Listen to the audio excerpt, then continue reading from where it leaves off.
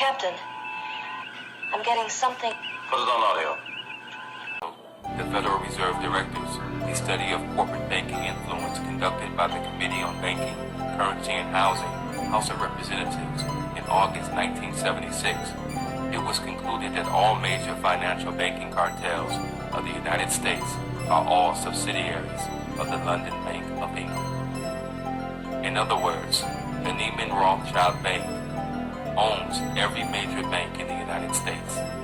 This list includes Lehman Brothers and Morgan Stanley, recently dissolved from the created economic crisis, National City Bank, Chase Manhattan, and many others. Every time a taxpayer pays a tax, they are transferring their labor to the Queen of England and her heirs. Who are her heirs, you may be asking? All of your presidents and high office officials who are related to the aristocracy by blood. These officials are more commonly known as esquires. An esquire is defined as a man belonging to the higher order of English gentry, ranking immediately below a knight. To represent the crown, esquires or attorneys were used to handle the legal process of infiltrating the Americas. These esquires maintained positions of power, thus continuing control through British Admiralty law. Most of us have heard of Benjamin Franklin and John Adams and their early contributions to the United States. But what you may not have heard is that Benjamin Franklin, John Adams, and John Jay were all esquires to the crown.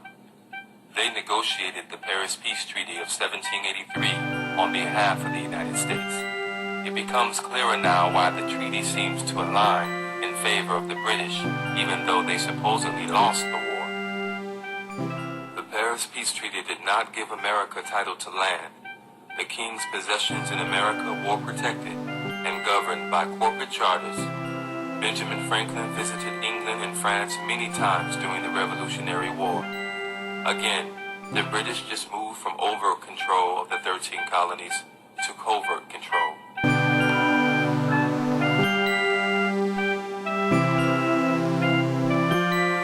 After the Civil War, the United States was financially weakened, low on resources and still struggling to put the country back together. America needed money. The international bankers were right there to lend us all that we needed. In 1871, Congress cut a deal with the Rothschild bankers to incur a debt, which would allow the establishment of a new government controlled by foreign money interest. Under the Legislative Act of February 21st, 1871, the United States government incorporated as a commercial enterprise to do business for profit. What that means is that the United States of America changed from a country into a corporation. What you must understand is that this changed the entire process of how our government works and its overall objective as an enterprise. This Legislative Act of 1871 designated the District of Columbia under a separate form of government with separate jurisdiction from the rest of the Union States. With the United States of America now incorporated as a commercial enterprise, the country could borrow huge sums of money from the international bankers. The debt would eventually get so high that by 1933, just 62 years later, the United States would have to file for Chapter 11. Because of the Legislative Act of February 21st, 1871, Washington, D.C. is not a state, but a jurisdiction called the District of Columbia.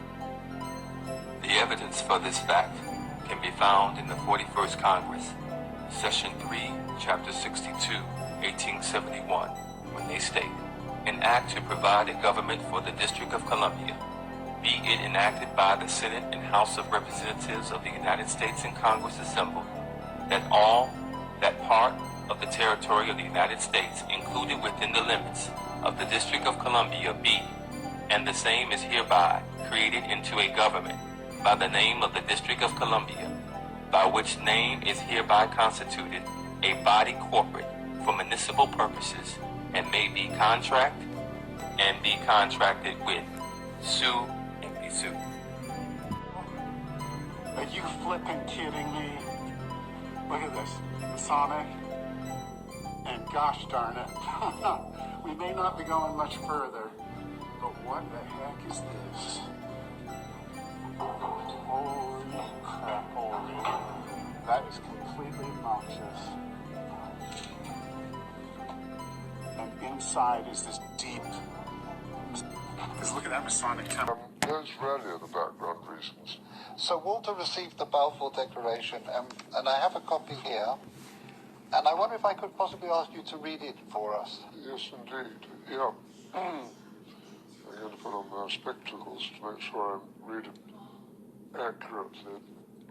His Majesty's government view with favour the establishment of Palestine as a national home for the Jewish people, and will use their best endeavours to facilitate the achievement of this object, it being clearly understood that nothing shall be done which may prejudice the civil and religious rights of existing non-Jewish communities in Palestine, or the rights and political status enjoyed by Jews in any other country. I shall be grateful if you would bring this declaration.